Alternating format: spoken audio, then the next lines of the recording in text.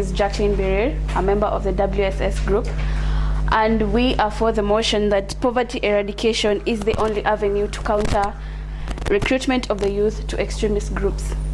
Now, before we start the discussion of this motion, it is very paramount for us to understand what is poverty.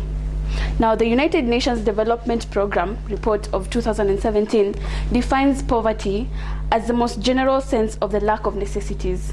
We understand necessities as being food, shelter, education, and safety, medical care, and others. Now, for people to join an extremist group, it means that they are deficient of these necessities. And one of the factors that cause deficiency of these necessities is poverty. Now, why do we say that poverty eradication is the only way we can curb the recruitment of youth into the extremist groups? It is an ideology that these days youths only want money, and they want money when they are young. And how do you get this money? You have to have education for you to get employment. And one of the factors that these extremist groups use to recruit members is the promise of an economic stability. And how do you assure someone of economic stability? By offering them jobs. And that is one insecurity that the youth are being recruited to these extremist groups. I will associate myself with two scientists, that is Alessia and Pilar.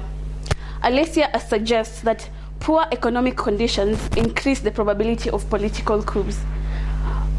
Some ways in which extremist groups exercise to show their ideologies is, the ideologies may be different. It may be political, it may be religious, and the most common that we know are religious and political. And a way that Alessia suggests that poor economies, mostly he suggests African countries or developing and least developed countries are the ones who associate themselves with extremist groups. Pilar, in his work, also says that living standards and socioeconomic deprivation is one of the factors that also lead people to join violent extremist groups.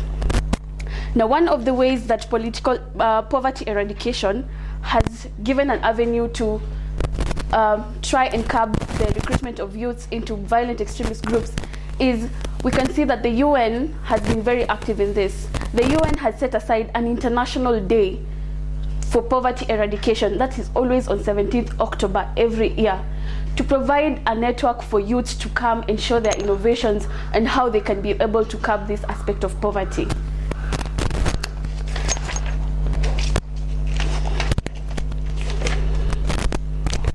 Thank you, and that will be all for today.